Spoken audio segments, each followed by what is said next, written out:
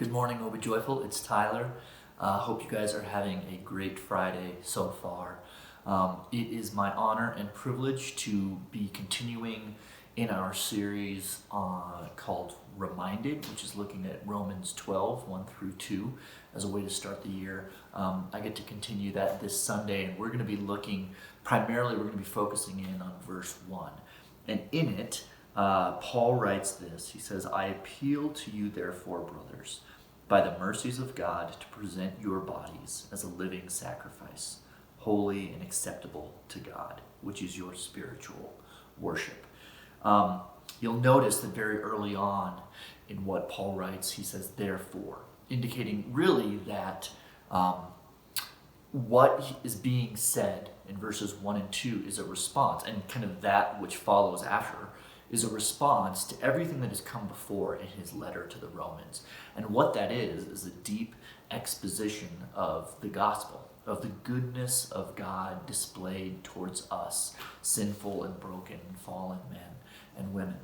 And so he lays out the groundwork, really, in presenting the gospel. He then says, now that I've presented this, here is how we respond.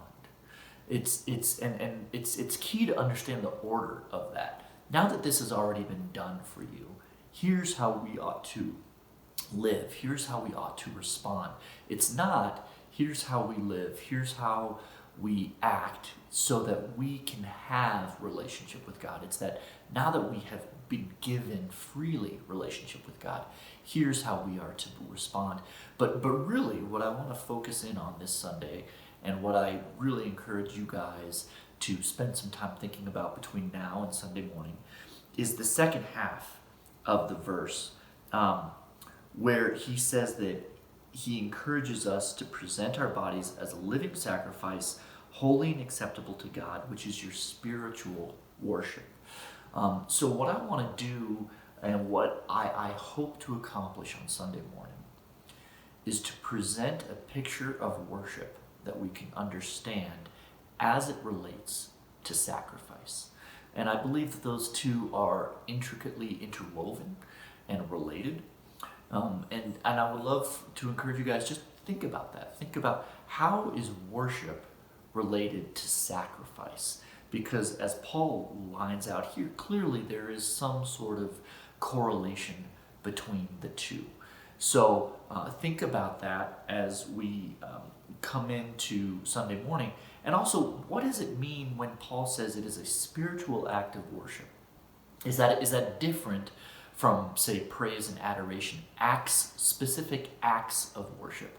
What is a spiritual act of worship? I would posit, I would put forth that what Paul is talking about here is really a holistic, a really universal state of existence, as opposed to a particular act, a particular form. Instead, what Paul is talking about when he's saying presenting our bodies as living sacrifices, as a spiritual act of worship, what Paul is talking about is a great and profoundly important state of being, of existing as Christians. It encompasses all of who we are. And I think it's vital for us to understand that. So we're going to be looking at that on Sunday. I encourage you guys to join us. If you don't feel comfortable or are not able to join us in person, of course, join us online, Facebook and on our website.